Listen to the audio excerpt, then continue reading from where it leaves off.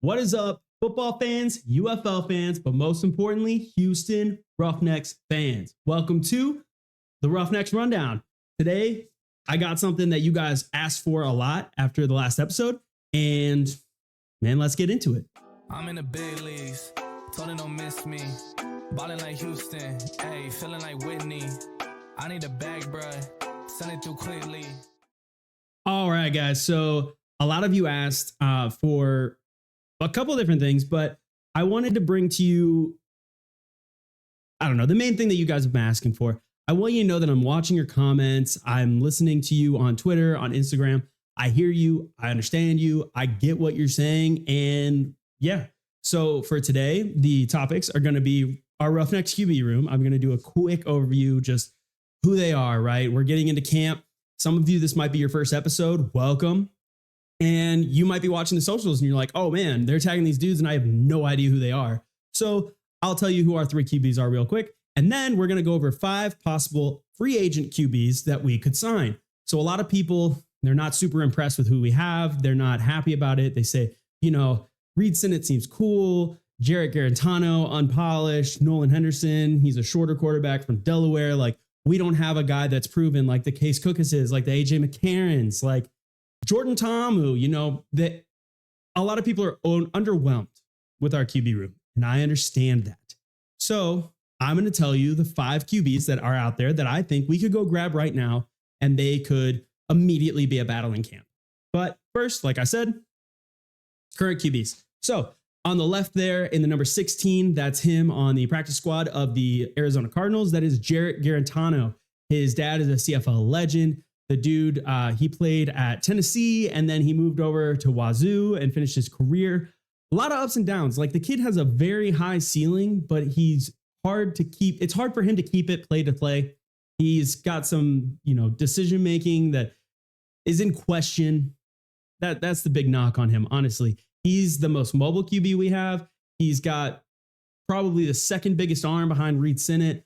He's somebody that if they really can coach him up, if Eric Price, the offensive coordinator and quarterbacks coach who literally runs a quarterback camp in the offseason, if he can coach him up, Jarrett Garantano could be very, very impressive. But right now, still a very raw, you know, prospect. On the right, we have Nolan Henderson, the second highest passing leader in Delaware history. He's a homegrown kid, watched the Blue Hens growing up, then played there. He also played with Gene Coleman, a receiver that we signed in this offseason. Even didn't protect him, drafted him back in the super draft. So he is familiar with one of our receivers. He's got a lot of upside. He's somebody that the league likes. If you watch my last episode, Moose Johnston at the meet and greet talked about how the league really likes Nolan Henderson and they've had him on their radar. And so they brought him up to the Roughnecks, and Lionel Vitale said, you know what? I do like the kid's skill set. Let's bring him in. And then in the middle, most likely QB1, Reed Sinnett. In Reed, we trust. I truly believe that this guy gives us the edge and puts us at a championship caliber team. I really do. Reed Sinnett, he's a legend amongst Eagles fans and Miami Dolphins fans who watch the preseason, who see that this dude has a big arm. He's got great decision making. Honestly, if you look at his stats, he's never been anywhere where he has less than a 66 completion percentage, which is crazy because one of the quarterbacks that I'm going to talk about that people have literally been posting about, he went the USFL season and had like a 57.7% completion percentage. So I really think that Reed could be the guy. He's also, if you follow me on Twitter, my wife thinks he's the most attractive starter in the UFL. So that's a fun thing. But yeah, you should definitely go follow me at AceUFM and at Ace_UFM on Instagram. I'm a fun time. So let's get into what you guys actually wanted to talk about, the point of this video. So 5 possible free agent QBs. Now, Benjamin Tunick 7375. On the last video, you said, could we get a list of QBs still available that you think you'd like to target if Sinnett doesn't work out? You misspelled Sinnett, but I get it. You obviously don't like the guy that much. You know, you literally want to know who we could replace him with. Yes, I hear you. There are people on the Facebook groups. There are people on Twitter. There are people commenting on Instagram. Everybody wants to know, who else could we go get? So I'm going to give you my top 5. And starting at number 5, we have Kelly Bryant. So this is an interesting one. Kelly Bryant, he comes from Clemson, right? He ended his career at Missouri because he didn't work out at Clemson. Yeah, he had 2,215 yards, 15 touchdowns, 6 interceptions, 62 completion percentage. So something that I really do like about this kid is that he does have a high completion percentage when he was playing in college. After college, he basically ran through spring football. He went to the Toronto Argonauts, the FCF Zappers, which are personally like one of my favorite outside of the Glacier Boys from season 1, the Bismarck Bucks, and then he ended up landing on the 2023 Arlington Renegades. He was a later season pickup, I believe. So he was there backing up Luis Perez and won the championship with the team. So he didn't actually play. I think he played in one game and ran the ball, but not much. I mean, 1 or 2 plays, handing the ball off. He didn't really get his shot. Then when it came to the offseason, he was still on the team, and then he was not protected when they did the dispersal drafts coming in with the merger. So Kelly Bryant, he's at home, chilling, waiting for a call. One of the players on the Roughnecks, Elijah Rogers, I'd actually talked to him because he said, he's boys with KB, Kelly Bryant. And I said, dude, what's the dude doing? Like, is he having his agent go out, talk to people, try and figure it out? He literally texted Kelly Bryant right there because I said, hey, ask him for me. What's he doing?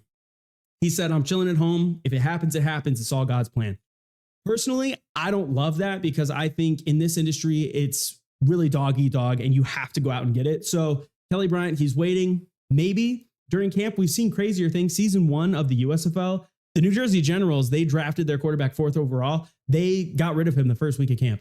They said, oh, Ben, you're not into it. What's his name out of Tarleton? Ben something. I don't know. He's not that good. So they literally just dropped him the first week of camp and brought in Luis Perez. Like, that's how Luis Perez got into the USFL. Ben Holmes, that's his name. So that could happen, if Nolan Henderson, Jarrett Garantano, if Reed Sennett, I mean, God forbid, say an injury happens, they could bring somebody in. Maybe they call Kelly Bryant. He already was in the XFL. He knows coaches and stuff. That was the Renegades, but it's still Texas. And we're in Arlington right now. That's where we're practicing. But moving on to number 4, we have Trent Edwards, TJ Edwards. TJ Edwards is interesting. Comes out of the University of Indianapolis, pretty small school, 10,000 plus passing career passing yards over there. Then he comes out. He doesn't really get a lot of looks because that's a small college. So he goes to the Arizona Rattlers in the 2023 Indoor Football League. He's the 2023 IFL MVP, first team All IFL, number 1 in passing yards in the IFL, 30-6 record. That was actually with the Frisco Fighters last year. So he was with the Arizona Rattlers, moved to the Frisco Fighters, became their starter. He's incredibly mobile. He has a big arm. The IFL football field is not technically like the longest field. It's not 100 yards. It's indoors. But he was their MVP, number 1 in passing. These are not things that are easy, especially in the IFL. The IFL is hard, especially as a quarterback. You get hit a lot. So he's tough. He's mobile. I like the guy's upside. I really do think that he is an unproven PJ Walker, which is a really cool thing. And Houston Roughnecks fans know PJ Walker. So to get somebody like that, that would be really exciting. I think one of the problems that people have with our QB room right now is it's not that mobile.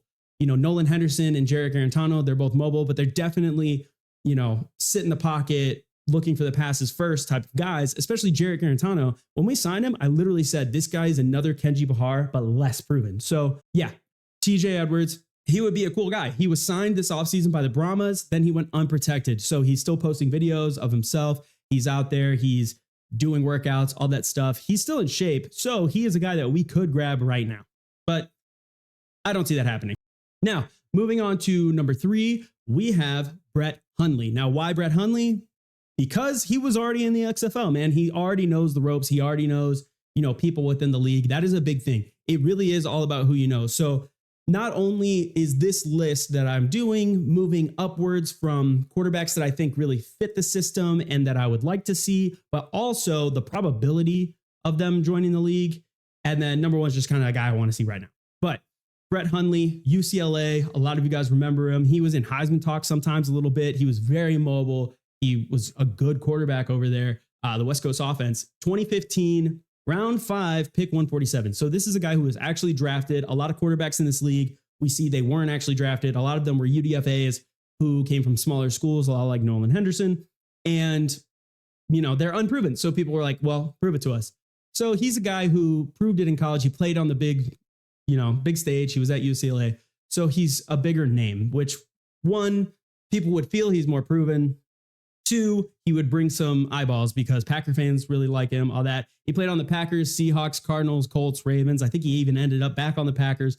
The dude made his way all over the NFL. He played in a decent amount of games, but that's not what I want to talk about. What I want to talk about is the last time we saw him play football. Last time we saw him play football is with the Vegas Vipers of the XFL. He had 496 yards. He played in 4 games. 53.6 completion percentage. That is the big thing that is a red flag to me. 3 touchdowns, 0 interceptions. So the nice thing is he didn't throw any interceptions. The bad thing is he only threw 3 touchdowns in 4 games. So that's less than a touchdown a game that he played. He also was only completing barely over half of his passes. He did have a rushing touchdown and 96 yards on the ground. The thing about him, though, is that last year he was on the Vegas Vipers, coached by Rod Woodson. They were not a good team on offense. They were genuinely really bad. Luis Perez was over there. He was not getting a lot of play time. He didn't look good. And then he goes over to the Arlington Renegades and literally wins the championship. So I don't think anybody was even close to their ceiling. If anything, everybody was playing at their floor on the Vegas Vipers. So Brett Hunley, I do think that he could come in, coached up right. You know, he's a veteran in the locker room, veteran presence, NFL guy. I think he could come in, and with the talent around him that we have on the Roughnecks, he could make an immediate impact and be a day one starter. Do I think that's going to happen? Probably not.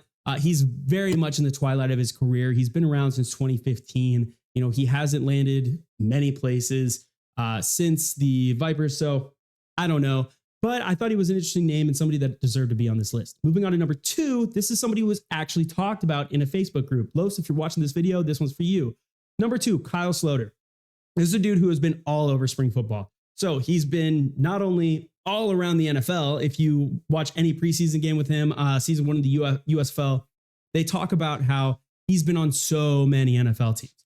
He's out of Southern Miss in Northern Colorado, didn't get the playing time at Southern Miss, moved over to Northern Colorado. He then got drafted. He was, I think, the last picked quarterback in the draft, New Orleans Breakers, USFL. He played all the games. He literally started all the games, played injured a lot, and still put up 1,798 yards. He's the one I was talking about earlier. I alluded to him. 57.7 completion percentage. Not awesome. And honestly, 9 touchdowns, 11 interceptions. But the thing that people really liked about him was he's a good scrambler and he can run the ball. So he had a rushing touchdown at 54 yards. But the big part about him was he could scramble. He was sacked a lot, but he avoided a lot of sacks. And in spring football, being mobile, being able to move around, that's a huge thing. Now, the last time he played was on the Renegades XFL. Some of you are going to be like, but Ace, he was on the Birmingham Stallions. Yeah, he also never touched the field, dude. He played as much for the Birmingham Stallions as I did last year. So he was on the Renegades of the XFL. He had 499 yards, 60.4 completion percentage. His completion percentage went up when he was fully healthy. He only had a touchdown and 4 interceptions. So a trend with him is that he's going to throw more interceptions than he does touchdowns. So he's not necessarily a game manager. He is willing to sling the ball. You saw it when he had Jay Adams over there and Johnny Dixon on the Breakers. And then last year, you know, he had Winningham in them, and it just didn't really work out. That's why they got rid of him, and they picked up Luis Perez. He only rushed for 27 yards with the Renegades. So honestly, if you take like his average, he probably rushed for about the same as he did in the USFL. But is he going to play? Ever since last season when the season ended with the Stallions, you know, he won the USFL championship with the Stallions, never having touched the field one time. He was a practice player. He wasn't even activated some of the games. Jalen Morton was activated, which makes sense because Jalen has been in the system. This is going on his 3rd year with the Stallions. So that makes a lot of sense. Now, what is he doing? If you look him up, Kyle Sloter has a YouTube page. Pretty successful. Better than ours. He has 2.1 something thousand subscribers, which is over double ours. And that's what he seems to be enjoying doing. He's trying to move on to the analytical side. He goes and he breaks down Brock Purdy, Patrick Mahomes, Caleb Williams. He's going and he's breaking down their tape. He's kind of giving behind the curtains of the NFL and stuff. And I don't know. I don't know if he's really looking to play football right now. I thought of reaching out to his now wife, Alyssa, because I've gotten to know her over the past 2 seasons covering the USFL. But I figured, I'm just going to roll with it. And I don't know if he's wanting to play. I don't know if he's willing to play. But if he is, I think he would like to come to this team. You know, his wife covered the team last year, was their social person. So his wife already knows all the coaches. They're practicing in Arlington. So if he asks her, hey, what team should I go play for? Probably top 2 would be the team she's covering right now and the Roughnecks, because she covered the Gamblers last season and knows all the coaches and a lot of the players. So, you know, we also, a lot of people say, have the weakest QB room. it makes some sense. This would be the most likely candidate and free agent pickup. If I'm going to say who's the most likely, probably Kyle Sloter. But who knows? I truly do think that they're going to stay with the three that we have, but whatever. Now, number one, this is the one that would blow the doors off, would be ginormous news, and I would possibly cry. Number one on my list is PJ Walker, dude. How can I not say PJ Walker? He's the guy everybody wants to see. The Roughnecks legend, literally the most famous Roughneck to play. Unless like Reuben Foster comes out and balls out super hard, unless Reed Sinnett is just amazing this season, PJ Walker is the most famous Houston Roughneck in history. He's out of Temple University back in the Matt Rule era, when Matt Rule really made a name for himself and then moved on to Baylor and then now Nebraska. He was awesome. In 2020 with the Roughnecks, he threw for 1,338 yards, 15 touchdowns, only 4 interceptions, 99 rush yards, and a rushing touchdown. That rushing touchdown is so cool. If you go look at the highlights, dude, his season with the Roughnecks, he was a man among boys out there. The dude was diving over people, jumping over people, throwing ridiculous balls on the run with precision accuracy. PJ Walker was a god out there, dude. He was amazing. Now, the last season on the Browns, he didn't look that good, but he was in the NFL and he was on an awful offense. The only thing that could make that offense work was literally bringing Joe Flacco off the couch and bringing a former Super Bowl MVP come out and make that offense work. PJ Walker had 674 yards, a touchdown, 5 interceptions. That's the NFL. He has already proven that at the spring football level, he's it. He's the guy. And I truly think that if we brought PJ Walker back, we would win the whole thing. But he's probably the least probable, right? He's probably not looking to come out of, being on a bunch of NFL contracts. He's definitely made a ton of money. Why would he come back to spring football? His legacy is already tremendous. And if he comes back, he's basically is just going to risk hurting his Houston Roughnecks career. So I don't know, but I would absolutely love it. I think it would be so cool. There were a couple people that when Anthony Becht tweeted that there was big news coming and it didn't seem like AJ McCarron was going to come back, a lot of people thought that it might be PJ Walker because he had just been released and was not on the Browns anymore. And so they were like, oh, dang, did Anthony Becht get PJ Walker? No, it wasn't him. But if he comes back, how cool would it be to see him have a reunion with the Roughnecks? So that would be just the absolute coolest thing. I don't know what's going to happen. I don't think we're going to pick up a quarterback. I really do think that they like the 3 guys that we have. They like Reed Sinnett, they like Nolan Henderson, and they like Jarrett Garantano. When I talked to Coach Sash, 2 weeks ago, 3 weeks ago, he said, me and Coach Price, me and EP, we're sitting there and we're thinking, where is our floor right now with quarterbacks? Now, I kind of know what they're thinking, QB1, QB2, QB3. I don't want to put anybody on blast, especially this early in training camp, but they said, this guy, is he better than our QB3 last season? And the answer is yes. Our QBs are better. And Reed Sinnett has all the capability to take us to the promised land. So don't worry about it too much. Let me know in the comments which one of these guys you want to see. Do you think that the 3 that we have are good enough? Do you like them? Let me know which one you think is going to be QB1. Let me know which one of these 5 you think we should pick up. Let me know if there's someone out there that didn't make my list that you think should be picked up. Always want to see it. Always want you guys' feedback. Like I said, good, bad, let me know. I'll try anything once. Let's have a great time, guys. Rough them up, drill, baby, drill. Woo, cannot wait to see more camp. You guys are the best. I'm in the big leagues. Told her don't miss me. Ballin' like Houston. Ayy, feeling like Whitney. I need a bag, bruh. Send it through quickly.